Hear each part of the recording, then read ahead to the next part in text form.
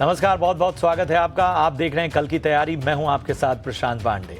और सबसे पहले आप सभी दर्शकों का बहुत बहुत शुक्रिया, क्योंकि मैं जब कल की तैयारी शो के YouTube पर आपके कमेंट्स को पढ़ता हूं और आपकी हौसला अफजाई को से गुजरता हूं तो बहुत अच्छा लगता है। ऐसा लगता है कि हम सही दिशा में आपको मार्गदर्शन दे रहे हैं और यही हमारी कोशिश भी है कि आम निवेशकों के हाथ मजबूत किए जाएं। कल की तैयारी में जिस तरह से आपके भारी संख्या में कमेंट आते हैं और कई बार हम मजबूर हो जाते हैं, क्योंकि 150-200 कमेंट के बीच में 8-10 सवाल ही हम ले पाते हैं, क्योंकि एक छोटा हिस्सा इन चर्चा में हम शामिल करते हैं। और चूंकि मार्केट बंद होने के बाद ये इकलौता आफ्टर मार्केट शो है, तो हम समझते हैं कि आप कहीं ना कहीं एक उम्मीद के तौर पर हम तक अपने सवाल पहुंचाते हैं। लेकिन आप इसी तरह से प्यार बनाए रखिए, अपने सवाल हम तक भेजते रहिए। आसान सा तरीका है, बस YouTube पर आपको कमेंट करना है। जी हाँ, YouTube पर कमेंट करके आप अपने सवाल हम तक पहुंचा दीजिए। कोई और जरिया नहीं है। बस ऐसा होता है कि कल की तैयारी में जो सवाल कल आपने पूछे उसके जवाब आज आपको दिए जाएंगे, और आज जो आपने सवाल पूछे हैं उसका जवाब आने वाले शो में जानने को मिलेगा। तो चलिए बाजार पर जरा निगाह डालते हैं। 23,200 का स्तर तो थाम लिया निफ्टी ने, अहम सपोर्ट था और उसी के आसपास बंद हुआ है। बैंक का निफ्टी जो है वो 48,750 के पास बंद हुआ है। अब इस मार्केट को दो तरीके से देखा जा सकता है। पहला ये कि ऐसा मार्केट बेचैन करता है कि एक वक्त पे अच्छी रिकवरी, अच्छा उछाल, एक पॉजिटिव मोमेंटम ट्रिगर करता है। वहाँ से लगता नहीं है कि बाजार नीचे आने की कोई उम्मीद है, लेकिन हुआ वही, बाजार नीचे आया। जो ऊपरी स्तर थे वहाँ से हल्का हुआ। अब जाहिर सी बात है कि यहाँ से अब कल के बाजार में एक कन्फ्यूजन, एक भ्रम की स्थिति बनेगी कि मार्केट अप साइड में मूव करेगा या नीचे के स्तरों को और तोड़ता नजर आएगा। बहुत कुछ ऐसा नहीं है। एक ही कंसर्न बार बार FIIs की बिकवाली और बाकी ग्लोबल फैक्टर, और ये फैक्टर और ज़्यादा जो है आगे बढ़ते जाएंगे जैसे जैसे 20 तारीख नज़दीक आएगी। अब ट्रम्प साहब अपनी सत्ता ऑफिशियली संभालेंगे। तो चलिए इसी पर चर्चा करते हैं। हमारे साथ खास मेहमान जुड़ रहे हैं, मैं परिचय करा दूं। आज विमेन फ्रॉम मोतीलाल ओसवाल स्नेहा पोद्दार हमारे साथ जुड़ी हैं, और यस सिक्योरिटीज से लक्ष्मीकांत शुक्ला हमारे साथ बने हुए हैं। लक्ष्मीकांत जी और स्नेहा, आप दोनों का बहुत बहुत स्वागत।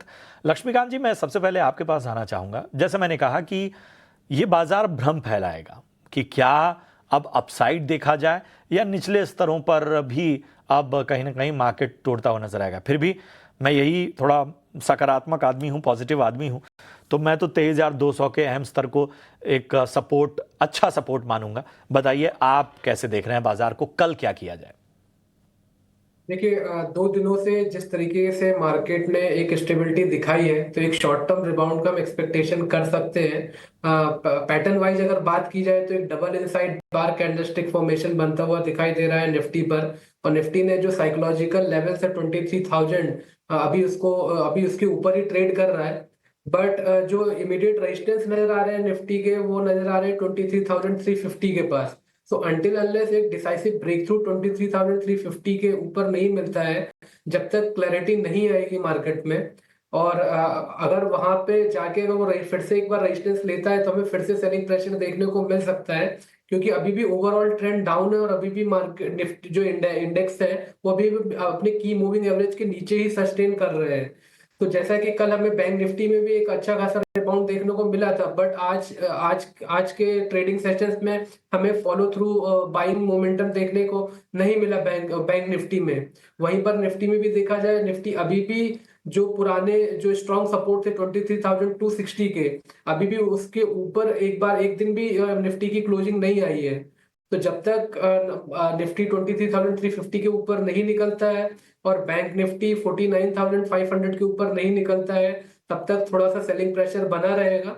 अगर यहाँ पे हमारे जो रिसेंट स्विंग लो है निफ्टी में 23,000 के हैं और बैंक निफ्टी में 47,800 के आसपास आ रहे हैं, तो अगर उसके नीचे फिर से एक ब्रेकडाउन मिलता है, तो वहां से फिर से बेयर्स अपना कंट्रोल मजबूती से बनाएंगे और फिर से हमें एक सेलिंग प्रेशर देखने को मिल सकता है मार्केट में।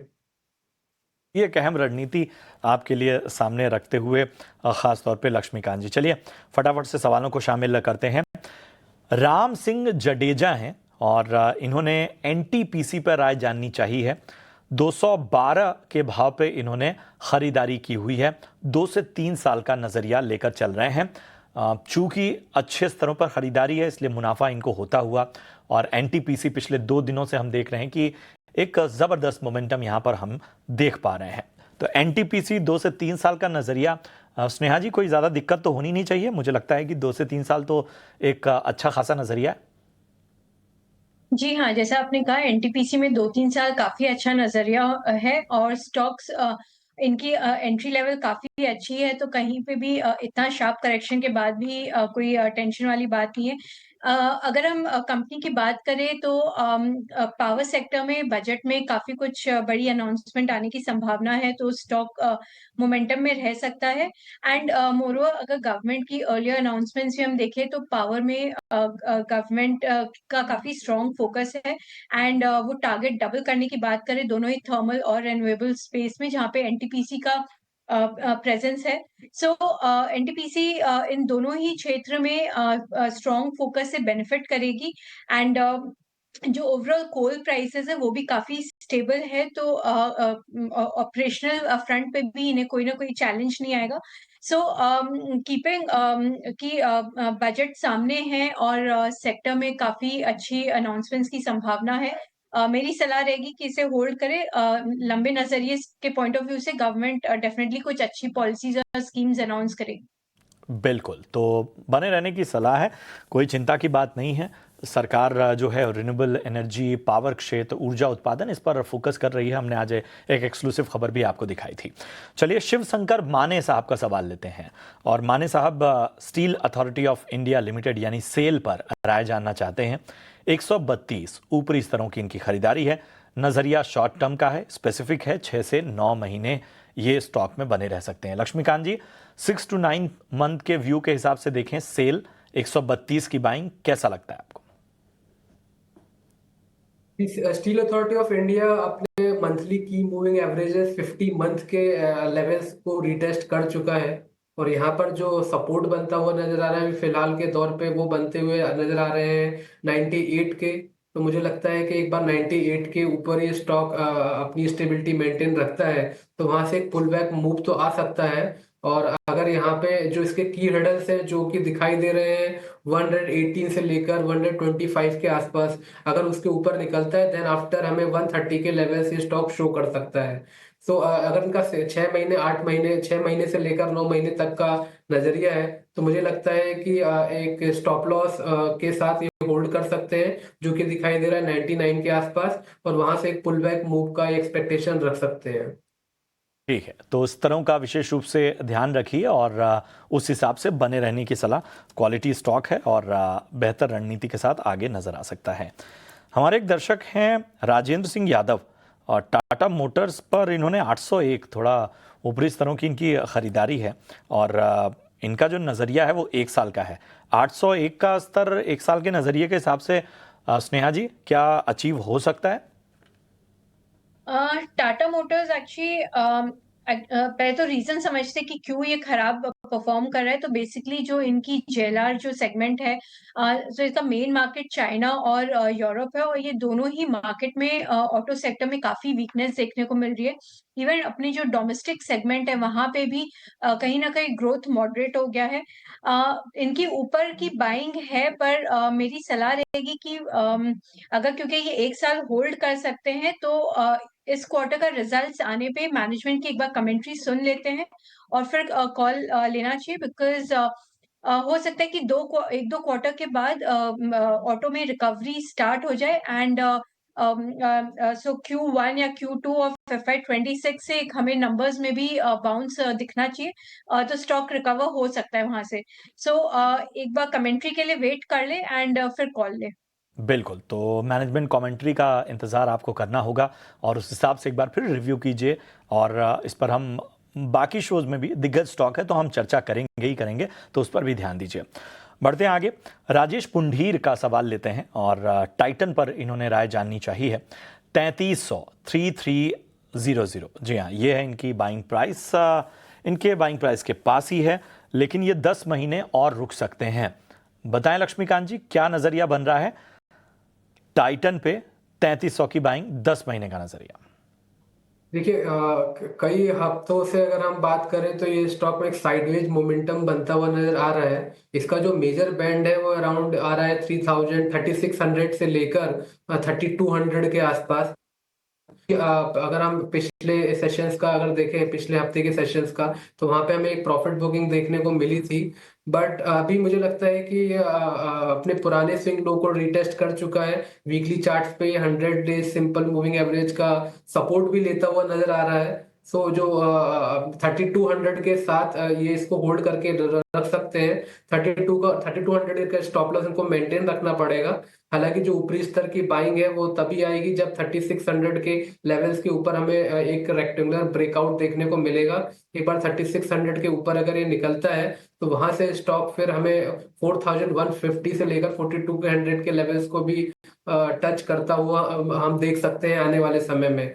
सो 3300 3200 would be the good stop loss for this stock, और जब तक इसके ऊपर रखता है तब तक हम इस ब्रेकआउट का एक्सपेक्टेशन रख सकते हैं। ठीक है, तो एक अहम रणनीति लेवल्स का ध्यान आपको रखना होगा। रेणु कुमारी का सवाल लेते हैं। एमआरपीएल पे राय जानना चाहती हैं। 144 रुपए पे इन्होंने खरीदारी की हुई है। एक साल का नजरिया है, बताइए स्नेहा जी, क्या राय बन रही है एक साल के नजरिए के हिसाब से एमआरपीएल में? बहुत पॉजिटिव नहीं है। Q2 के अगर नंबर्स जो आए थे बहुत ही खराब थे। ये क्वार्टर हो सकता है बिकॉज सिंगापुर जीआरएम में थोड़ी मैंने इनफैक्ट अच्छी लेवल्स देखने को मिल रहे, तो थोड़े बेटर रिजल्ट्स की उम्मीद कर सकते हैं। पर फिर भी कहीं ना कहीं इन्वेंट्री लॉसेस और जो एक नेगेटिव एबिटा जो Q2 में दिखाया था कंपनी ने, वो हमें कंफर्ट नहीं दे रहा है। And so I would suggest कि स्टॉक को एग्जिट करें एंड बेटर नेम्स या ओएनजीसी या ऑयल इंडिया में मूव करें, जहां पे कंफर्ट आपको काफी बेटर मिलेगा। ठीक है, तो आपको ऑप्शन भी दे दिया गया कि एग्जिट करें, तो फिर एंट्री कहां आप कर सकते हैं। चंदन पांडा का सवाल लेते हैं। टाटा स्टील पे इन्होंने सवाल पूछा है। 146 की बाइंग है लक्ष्मीकांत जी, 6 से 8 महीने का नजरिया टाटा स्टील। जी हमें 2 दिनों से काफी अच्छे अपसाइड के पुल बैक मूव देखने को मिल रहे हैं स्टील सेक्टर में। और वहीं पर अगर हम टाटा स्टील की भी बात करें तो वहां पर हमें अच्छा खासा बाइंग मोमेंटम देखने को मिला था। अभी फिलहाल ये एक डबल एबीसीडी हार्मोनिक पैटर्न भी बना रहा है, और कल जो फॉर्मेशन हमें देखने को मिला था वो बुलिश बेल्ट होल्ड का था। हालांकि आज थोड़ी सी फॉलो थ्रू बाइंग मिसिंग थी, बट ओवरऑल स्ट्रक्चर में थोड़ा सा इंप्रूवमेंट आया है। तो मैं इनको एक 120 के स्टॉप लॉस के साथ होल्ड करने की सलाह दूंगा। और यहाँ से अगर हमारे हार्मोनिक पैटर्न्स के, बुलिश एबीसीडी हार्मोनिक पैटर्न्स के अगर टारगेट आते हैं तो लगभग ये स्टॉक आने वाले समय में 135 से लेकर 138 के जोन को टच कर सकता है। So short term pull back बनता हुआ नजर आ रहा है टाटा स्टील में विद स्टॉप लॉस ऑफ 120। ठीक है, तो पॉजिटिव नजरिया फिलहाल टाटा स्टील पे बने रहने की सलाह। समय सीमा समाप्त हो रही है, इसलिए हम इतने ही सवालों को शामिल कर पाएंगे। लेकर आएंगे अब आपके लिए VIP shares.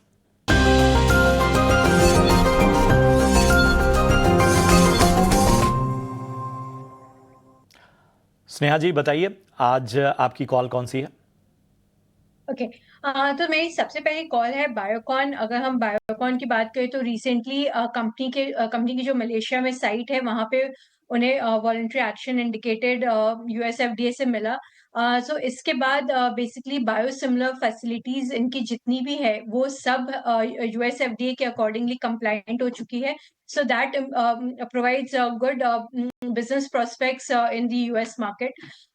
So regulatory compliance आने से जो इनकी एक की प्रोडक्ट है बी एस्पार्ट, वहां से कमर्शियल अपॉर्चुनिटीज का एक बहुत बड़ा ग्रोथ अपॉर्चुनिटी खुलता है, जिसके लिए मार्केट साइज 800 मिलियन यूएसडी है।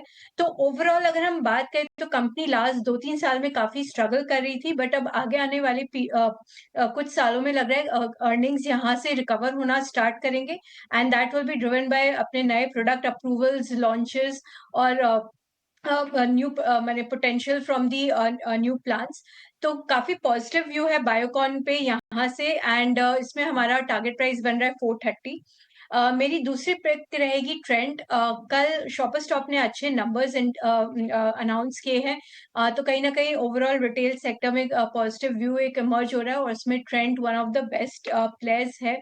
इनफैक्ट इसकी काफी स्ट्रॉन्ग ब्रांड पोर्टफोलियो और काफी रैपिड वे में इसने स्टोर एक्सपेंशन भी किया है और ट्रेंड की सबसे healthy same store sales growth रही है एंड अक्रॉस वर्टिकल्स इसने सिग्निफिकेंटली ग्रो किया है। सो ट्रेंड पे एक नजर बनाए रख सकते हैं क्योंकि अच्छे लेवल्स पे अवेलेबल है, वैल्यूएशन काफी कंफर्टेबल हो गया है। इसमें टारगेट प्राइस बन रहा है 8310 का। ठीक है, तो यहाँ पर अहम जो कॉल है वो स्नेहा जी की तरफ से आती हुई। लक्ष्मीकांत जी, आप भी बता दीजिए आपके रडार पे कौन से स्टॉक है? जी, पहला जो शॉर्ट टर्म रिकमेंडेशन है हमारे रडार पर वो है एयू बैंक। यहाँ पर हमें एक बुलिश कैंडल का फॉर्मेशन बनता हुआ दिखाई दे रहा है और रिसेंटली अगर हम 3 से 5 दिनों के सेशंस देखें तो यहाँ पर एक कंसोलिडेशन ब्रेकआउट भी आया है। सो ओवरऑल स्ट्रेंथ ये स्टॉक शो कर रहा है, तो एक शॉर्ट टर्म पुल बैक का एक्सपेक्टेशन हम कर सकते हैं। इसमें जो टारगेट हमारे आ रहे हैं वो आ रहे हैं 605 के, और जो स्टॉप लॉस हमें मेंटेन रखना है वो रखना है 574 का। दूसरा शॉर्ट टर्म रिकमेंडेशन है मेरा, वो है दूसरा जो शॉर्ट टर्म रिकमेंडेशन है वो है, एम आई ऑडिबल?